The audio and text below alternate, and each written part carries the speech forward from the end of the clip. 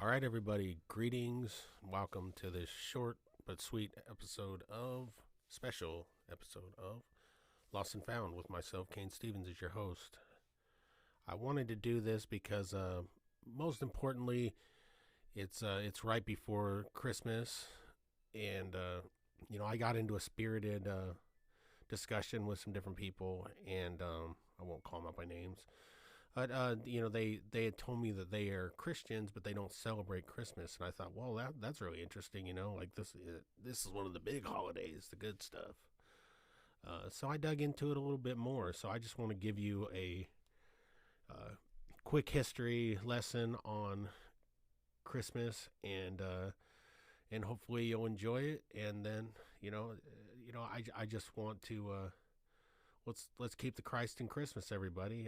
But I will give you my thoughts momentarily. So let's start with. I combed through some articles. I combed through some different things. I found this article in particular from Newsweek. Not just this, but some other readings that I've done. But I thought this kind of some of it up for us. So let's give it a shot. This one from Newsweek. It came out today. It's entitled, "Why is Christmas on December 25th? What you should know about Jesus' birth." It says Christmas is believed to have been the first celebrated in 336 AD by the Romans, but it did not become a widespread Christian festival until the 9th century. It's held on December 25th each year to mark the birth of Jesus Christ, who Christians believe is the Son of God. And well, those of you that are listening to the show, some of you may be believers, some of you may not be, but we can agree on the idea that Christmas has been celebrated as a Christian holiday. Christmas has also been a commercial phenomenon, of course, and that's where we get into deep waters with old Santa Claus, as my little kids used to call it. I know they say that they used to call him Saunter, but old Saint Nick, Santa Claus. But anyway, so the origin of the name, the name Christmas comes from Mass of Christ, of Jesus, according to Encyclopedia Britannica. Christ originates from the Greek word Christos, or anointed one, which comes from the Hebrew meaning Messiah. The Messiah is the name of the expected king meant to deliver the Jewish nation. So why is Christmas celebrated on December 25th? We're asking ourselves. Is it because Santa willed it so? What's the reason behind it? There are several theories as to why Christmas Day is celebrated on December 25th. The most popular is Christ's birth, as Christians believe that was the date Mary gave birth to Jesus. I know that there are many different. This is widely debated. It's been a lot of people have debated over the years, and historians have talked about Christ's birth actually being on another time. But let's read into it further here. The Bible tells the story of the Lord being born in the holy town of Bethlehem, which is, he was born in a manger, in a stable, and there's really nowhere for him and Mary to stay at that time, according to all of that. So we know the story, right? We're Christians. However, the Holy Book does not tell us a date exactly on which Jesus was born. This according to, I'm going to butcher this name, Herlake Baklid, humanities professor at the University of Southeastern Norway. So there you go. So we're taking a quote from him, I guess. So between 350 and 360 after the birth of Jesus Christ, the first celebration of Christmas started in Rome. At this time, the cult of the god Mithra and the cult of the emperor were important in Rome. The 25th of December was celebrated as the birthday of Mithra at that time, who was the god of the sun. And the 25th of December was also an important day in other religions. To compete with these other religions, the date of the birth of Jesus Christ was fixed to the 25th, according to him. And he claims it was very successful. I'm going to sneeze here. I'm sorry. Am I going to sneeze? Oh, I feel like I'm going to. Okay. As far as we know, though, the 25th of December as the birthday of Jesus Christ was first documented in 354. During the first 50 years of the 5th century, all the Christians participated in a celebration of Christmas at the 25th of December, states the professor.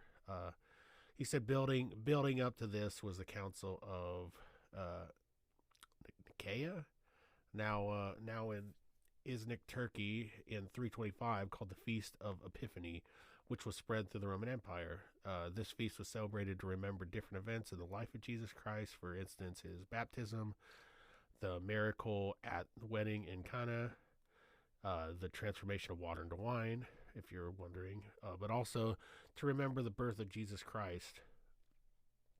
So the Feast of Epiphany was actually the 6th of January.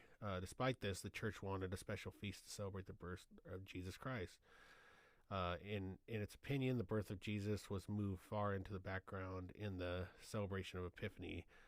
So at that time, they were, with the different religions competing with Christianity, they wanted to strengthen the situation of the Christian church, and they decided to create a special feast to remember the birth of Jesus Christ and to highlight that God became a human being. The feasts were days with the church. They had also the opportunity to preach Christianity and thus strengthen its religion. That's a pretty good good example. I know there's some more. This is claiming this person in particular. Who is it? Brian Earl hosts another podcast called Christmas Past, which looks in the history of the holiday. So shout out to him, I guess. Ain't no shame in my game. Is recognized. Let's see, that the 25th is recognized as the date of the Nativity by all Christians except the Armenian Church, which is recognized January 6th since the 4th century. So that's really interesting. But the important part here that I think is that we can all argue amongst ourselves as to what it is. But here is just I just thought that this article summed up its prime example, and it had a lot of the meat for me. But I've also read this in other publications. Is that even this is saying in some parts of the world, Christians celebrate Christmas on March 25th, exactly 9 months before December 25th. They believe that Mary was told she would have a very special baby, and it's called Annunciation. I hope that's the right word. All you scholars out there are slapping your faces right now. Like, what is he doing? Some believe that on this date the world had been made, but it also the same day Jesus died as an adult. So that's interesting. The point is, I guess the point of all this is even if they had chosen this date, okay, the 25th of December, in lieu or in light of to try to get, to celebrate it as a Christian holiday instead of a pagan holiday, the goodness of it all is still there. I mean, there's nothing wrong with it. It doesn't disprove Christ being born. Many historical documents from that time are, I mean, a lot of it came later on. From a generation after. There are people who were physically there. But they're taking. You got to understand how history was. It's just like, Alexander the Great being, his history being recorded and brought out, like 500 years after. And I mean, Alexander the Great, they talk about him in all of our school books and all this other stuff. So it's like, why can we not accept this? Either way, I say this about the Christian holiday. I say enjoy your family, enjoy and love each other. Um, if at the very least you get some work off, right? You get time off work to be with family, and just celebrate Christ every day, but celebrate Christ. In if you want to believe in, have your kids believe in Santa Claus, and let them believe it. My thought is this: it's whatever you make it. It's just like Halloween. Halloween could be considered the devil's night and all this stuff, but it doesn't have to be the devil's night. It's not the devil's night to me and my family. So it is what you make it. Well, that scared me. I had a that really scared the juice out of me. There's something that came up on my recording that that I forgot to take out when I had done the sound effects. But anyways, Christmas can be what you make it. So some of you Bible literalists out there, and some of you people who are kind of the angry, got a fire and brimstone judgy type. I mean, there's a place for everybody.